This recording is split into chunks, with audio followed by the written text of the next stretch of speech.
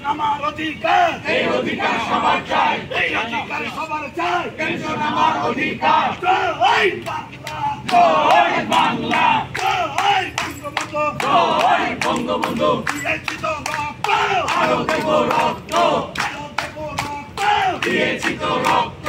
রক্তের বন্যায় ভেসে যাবে অন্যায়, ভেসে যাবে অন্যায়, রক্তের বন্যায়। জয় বাংলা, জয় বাংলা, জয় বঙ্গবন্ধু, জয় বঙ্গবন্ধু। তুমি কে আমি কে, বাঙালি বাঙালি, বাঙালি বাঙালি।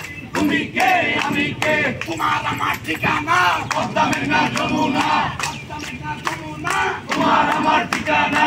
জয় বাংলা, জয় বাংলা, জয় বঙ্গবন্ধু, জয় বঙ্গবন্ধু। আমার স্টুডেন্টই তো কাউকে টিচার হবে, তার ভবিষ্যৎ চিন্তা করে তো সিনিয়র টিচার আছে। তারা মনে হয় কি ছাত্রদেরকেও আমরা মনে হয় ভালো মেসেজ দেওয়া উচিত। এটা তাদের অধিকার আন্দোলনে আমরা অগ্রিম করছি, হয়তো সে প্রফেশনে যায়নি বলে বুঝতে পারছে না যে কতটুকু ডিসক্রিমিনেশনের শিকারে এই প্রফেশনে আসা তার হবে। সেই জন্য আমার কাছে মনে হয় যে এটা আসলেই দেশের জন্য আসলে আমার পরবর্তী এখানে যেসব শিক্ষক ঢাকা বিশ্ববিদ্যালয়ের ফেডারেশন থেকে শুরু করে কয়েকটি শিক্ষক যারাই কিনছে আমার কাছে মনে হয় সিংহ বা শিক্ষা কিন্তু পরবর্তী প্রজন্মের কথা ভেবে দেশ স্মার্ট বাংলাদেশের কথা ভেবেই তারা দাবি আদায় না হওয়া পর্যন্ত আমরা আমাদের থাকবো। আর আমি ব্যক্তিগতভাবে স্বতন্ত্র প্রেসের দাবিটা আরেকটু স্ট্রং হওয়া উচিত। এটা 3 নম্বরে না গিয়ে অন্তত মাঝে থাকা উচিত যে স্বতন্ত্র প্রেস, তাহলে এটা আকর্ষণীয় হবে এবং আমাদের পরবর্তীতে যারা ফার্স্ট সেকেন্ড থার্ড হবে তাদের ফার্স্ট চয়েস হবে। আমরা এটা ট্রাই করবো, না পেলে আমি অবস্থানে যাবো। ধন্যবাদ সবাইকে, কিছু বলার কিছু এখানে যারা বসে আছি আমরা একজন শিক্ষক আমরা শ্রেণীকক্ষের বাইরে থাকবো, একজনও পছন্দ করেন না। আমরা শিক্ষকতায় থাকতে চাই, শ্রেণীকক্ষে থাকতে চাই, রিসার্চে থাকতে চাই, ছাত্র বান্ধব পড়াশোনা করতে চাই, দেশের উন্নয়নে কাজ করতে চাই, দেশকে আগায় নিতে চাই, স্মার্ট বাংলাদেশ করতে চাই। তার জন্য দরকার আমার কোয়ালিটি সম্পন্ন এডুকেশন।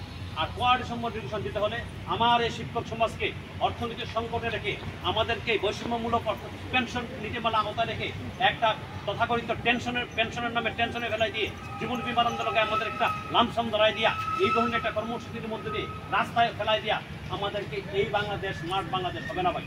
আমাদেরকে যুক্তিগতভাবে জননেত্রী শেখ হাসিনা আপনাকে ভুল বোঝানো হচ্ছে। আমি বিশ্বাস করি মনে প্রাণে একটা কুচক্রী মহল দেশের ভিতরে এবং দেশের বাইরে রাজনৈতিক অর্থনৈতিক পরাশক্তিতে আমরা যখন আগাচ্ছিলাম, এটাকে কীভাবে বিরত করা যায়, দেশনীতির মাধ্যমে শিক্ষক সমাজকে একটা দূরত্ব সৃষ্টি করা যায়, তারই প্রেক্ষাপটে এই ধরনের একটা বিধি কিছু এখানে হচ্ছে আসছি না। আমার অধিকার, পেনশন আমার অধিকার, বৈষম্যমূলক পেনশন নীতি করতে হবে। এইবার